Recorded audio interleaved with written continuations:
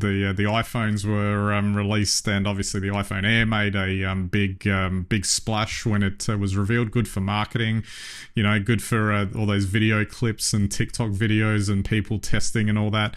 But now there's like we maybe kind of alluded to it, but now it would appear that iPhone Air production is getting slashed because there hasn't been the demand for it. I think I might have mentioned that when I ordered the Pro Max that that was the one that was most the shipping delays was most out, as was the base iPhone 17, and they still are. They're about 3 or 4 weeks before you can get one at the moment if you order online.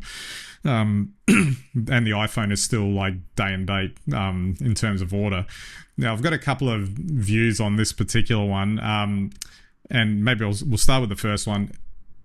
It would seem that Apple's strategy of trying to figure out what the fourth new iPhone is. So they had the Mini. It got an enthusiastic fan base, but it didn't really sell, so they dropped it. They then tried the Plus model, the bigger version. I think that didn't go. That was even worse. To be honest, I don't know about you. I don't think I've actually seen a Plus model in the wild of the current generation of Pluses. No. And now the Air is apparently suffering the same fate that those models are. And it may be that I think, from Apple's purposes, I think the iPhone Air has some other purposes other than sales. Like it's, it could be, good enough for them to be an R&D testing thing out in the wild before they release the Fold model that, it kind of is made in the same way.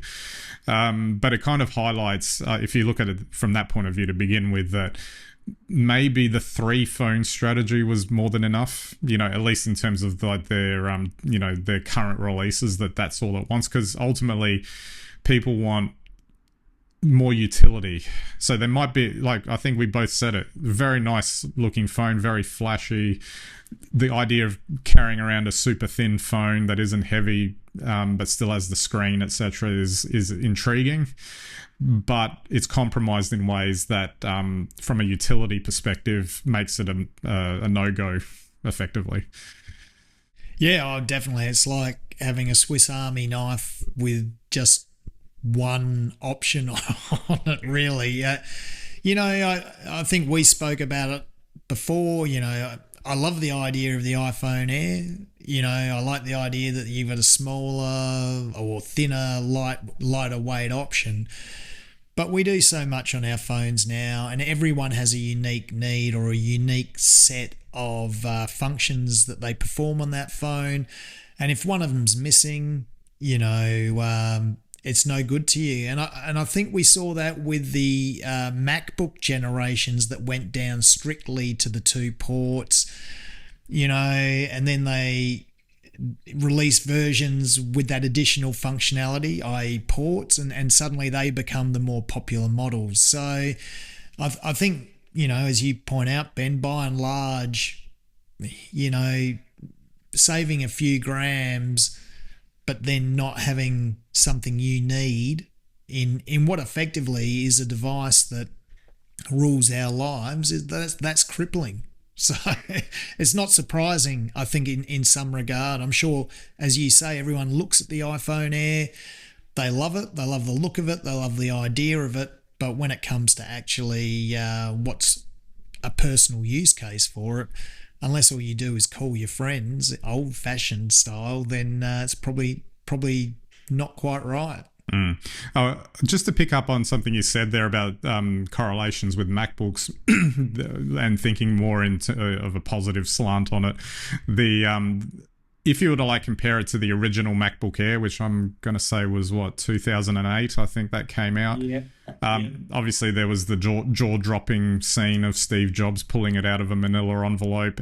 That MacBook, I remember seeing someone use it once, and it just wasn't it was barely usable because the trade-offs for getting it that thin and light, you lost out on performance and ports and all sorts of things that really reduced the utility. But however, 3 years later, they got it to a point where it was an incredibly good computer, and the MacBook Air is now probably one of their most successful models that they release.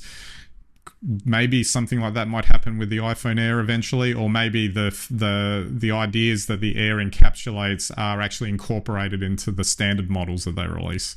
Yeah, I think the latter's more likely. I mean, I think about if you want to go to the modern MacBook, the M series MacBooks, I was, really considering an Air, and then I looked at, it's 2 cores down on an M1 MacBook. It's, all of these things, and then you start to think, I probably do need just a little bit of power. Maybe not today, but in 2 to 3 years' time, more power will be better.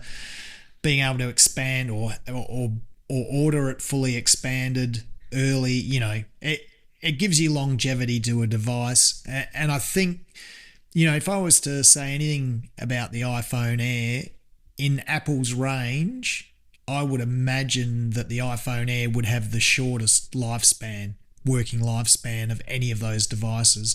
And that might come down to a number of things that we don't know yet because it hasn't been out very long. But, sure, it's lighter and thinner. That might make it more breakable for starters. And then just functions and how well will it perform, when we get to iOS 21 or wherever we're headed with it. I can't even remember what we're up to on that. But, yeah, you think you'd just be better off getting an iPhone Pro? Absolutely. One other thing I did want to mention is that there's also the possibility that it actually grows in sales over the course of the year, and the comparison there is to the XR, which came out in 2018. Everyone initially wrote that off as a model that bombed on release because everyone was buying the XS, the more premium model, but then it turned out over the course of that 12-month cycle, it ended up being the best-selling of all of them, with the idea being that maybe the Airfit can potentially fit into a category where the buyer is not like glued to iPhone release cycles and is just buying them when they rock up in the store and they go, oh, that looks nice, I might just get that one. And that might happen over the course of 12 months. Yeah, absolutely. And that's quite a possibility. I still tend to think that it'll have if people are holding on average, what is it, 3 to 4 years for your standard iPhone, I would think that the iPhone Air would have a lesser cycle than that, probably 2 years. But I could be wrong about that. And if I am wrong, then as you say, over time people will realise that, and visually it's a nicer phone, and probably not this generation, but if they persist for another couple of generations, I'm sure you'll see the features and the functions start to come to it. Absolutely. And just lastly, it seems like Samsung is cancelling its S25 Edge for probably similar reasons. But I can actually see them cancelling it because, Samsung takes a more, throw things at the wall approach in terms of getting things done. And they probably did this because they got the heads up that Apple was releasing one. And that kind of makes sense. Oh, I agree, but also the other thing for Samsung is if they realise no one wants an iPhone Air, ain't no one going to want a Samsung. Absolutely.